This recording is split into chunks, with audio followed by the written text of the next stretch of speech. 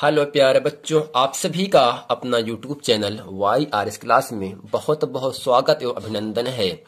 तो प्यारे बच्चों, आज की इस वीडियो में हम पढ़ेंगे रसायन विज्ञान। रसायन विज्ञान में जो आपका अध्याय 2 है, जो आपका पाठ 2 है, उसका नाम है अम्ल, क्षार एवं लवण। यानी इस अध्याय 2 में अम्ल, क्षार एवं लवण में जितने भी लघु उत्तरी के महत्वपूर्ण प्रश्न हैं, मैं आज उन सभी प्रश्नों को आपके सामने अच्छे तरीके से बताने वाला हूं। यानी जो एग्जाम में लघु उत्तरी प्रश्न आता है, ये आपको 4 नंबर दिलाएगा। ठीक, यानी लघु उत्तरी जो प्रश्न होता है आपको एग्जाम में 4 नंबर के लिए आता है। तो आज से हम पढ़ेंगे जितने भी महत्वपूर्ण प्रश्न हैं लघु उत्तरी के रसायन विज्ञान में, उन सभी महत्वपूर्ण प्रश्नों को आपके सामने अच्छे तरीके से बताने वाला हूं। उम्मीद करते हैं ये सभी प्रश्न आप लिख लोगे और एग्जाम में आएगा तो आपसे जाने नहीं पाएगा। तो चलते हैं प्रश्न नंबर 1 की तरफ। एक आपसे कह रहा है, पीएच पैमाना क्या मापता है? उदासीन अम्लीय तथा क्षारीय विलयनों के पीएच मान प्रास बताइए। यानी आपसे कह रहा है पीएच पैमाना क्या मापता है, क्या नापता है? उदासीन अम्लीय तथा क्षारीय विलयनों के पीएच मान प्रास बताइए। प्रास का मतलब ये होता है कितने पीएच मान से कितने पीएच मान तक अम्ल क्षार होता है, अम्ल उदासीन होता है, अम्ल आपका अम्ल रहता है।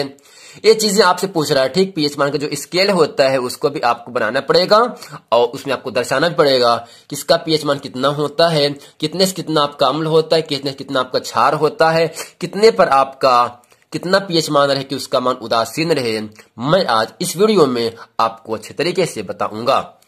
तो यहाँ प्रश्न है, पीएच पैमाना क्या मापता है? उदासीन अम्लीय तथा क्षारीय विलयनों के पीएच मान प्रास बताइए। तो इसका उत्तर आपके सामने है। इसके उत्तर में हम लिखेंगे पीएच पैमाना अम्लों एवं क्षारों के जलीय विलयन में हाइड्रोजन आयनों की सांद्रता मापने प्रयुक्त किया जाता है। उदासीन अम्लीय तथा क्षारीय विलयनों के पीएच मान का प्रास निम्न प्रकार है। यानी जब पीएच पैमाना होता है वो क्या है? वह पैमाना अम्लों और क्षारों के जलीय विलयन में हाइड्रोजन आयनों की सांद्रता, यानी अम्ल और क्षार के जलीय विलयन में जो हाइड्रोजन आयन होते हैं यानी H+ आयन होते हैं, उसकी सांद्रता को मापने के लिए हम पीएच पैमाने का उपयोग करते हैं। इसके आगे लिखेंगे उदासीन अम्लीय तथा क्षारीय विलयनों के पीएच मान का प्रास निम्न प्रकार है। यानी यहां से आपका इसका प्रास बना है आपके सामने, जो कि आपको ऐसे ही बना लेना है। प्रास क्या है? 1 से लेकर 14 तक है। ठीक, यानी जिस विलयन का पीएच मान 7 रहे वो विलयन कैसा होता है? आपका उदासीन होता है। यानी जिस विलयन का पीएच मान 7 होता है उस विलयन क्या होता है? वो विलयन आपको उदासीन होता है, ना तो अम्ल रहता है और ना ही क्षार रहता है। जिस विलयन का पीएच मान 7 वो आपका उदासीन विलयन होता है। फिर कह रहा है जिस विलयन का पीएच मान 1 से लेकर 7 से कम होता है वो आपका अम्लीय विलयन होता है, और जिस विलयन का पीएच मान 7 से ज्यादा और 14 तक होता है वह विलयन आपका क्षारीय विलयन होता है। यानी 1 से लेकर 7 के पहले पहले आपका जितने भी जिसके पीएच मान 1, 2, 3, 4, 5, 6 रहेंगे वो आपका विलयन जब क्या होगा? आपका अम्लीय विलयन होगा। और जिस विलयन का पीएच मान 7 होगा, ना 7 से कम ना 7 से ज्यादा, तो वह विलयन आपका उदासीन विलयन होता है। और जो विलयन 7 से ज्यादा और 14 के बराबर 14 से कम वो आपका विलयन क्या होगा? आपका क्षारीय विलयन होता है। तो प्यारे बच्चों, उम्मीद करते हैं प्रश्न नंबर आप 1 समझ गए होंगे। ये जो प्रश्न है पीएच पैमाना क्या मापता है? उदासीन अम्लीय तथा क्षारीय विलयनों के पीएच मान का प्रास बताइए। एग्जाम में आपको अलग उत्तरी प्रश्न में पूछा जाएगा और आपको 4 नंबर के लिए पूछा जाएगा। उम्मीद करते हैं ये प्रश्न आप अच्छी तरीके से समझ गए होंगे। चलते हैं आपको लेकर प्रश्न नंबर 2 में। 2 आपसे कह रहा है उदासीनीकरण अभिक्रिया क्या है, 2 उदाहरण दीजिए। यानी जो उदासीनीकरण अभिक्रिया होता है किसे कहते हैं, 2 उदाहरण दीजिए। तो इसका उत्तर आपके सामने है। इसमें लिखेंगे हम, किसी अम्ल एवं क्षार के संयोग से लवण एवं जल के बनने की रासायनिक क्रिया को उदासीनीकरण की क्रिया कहते हैं या उदासीनीकरण अभिक्रिया कहते हैं। ठीक, यानी अम्लों और क्षार के संयोग से लवण एवं जल के बनने की इस रासायनिक क्रिया को हम उदासीनीकरण कहते हैं। यानी अम्लों की, या इस तरह से भी कह सकते हैं, अम्लों की क्रिया क्षार से कराने पर लवण तथा जल बनता है। इस रासायनिक क्रिया को उदासीनीकरण की अभिक्रिया कहते हैं। जैसे सोडियम हाइड्रोक्साइड तथा हाइड्रोक्लोरिक अम्ल की अभिक्रिया, जो आपके सामने है Na, इसे कहते हैं क्षार। क्योंकि क्षार की पहचान क्या होती है, जिस यौगिक में OH आयन यानी नेगेटिव आयन होता है वो आपका क्षार होता है। जिस यौगिक में आपका H+ धन आयन होता है वो आपका अम्ल होता है। यानी यहां पर हुआ क्या, Na क्या होता है, प्लस होता है, जबकि जो OH है जिसे कहते हैं हाइड्रोक्साइड है ये आपका निगेटिव होगा। H+ होता है, Cl क्या है, क्लोरीन, जिसका जो इसका वैलेंसी होता है, जो इसका संयोजकता हो तो आपका निगेटिव होता है।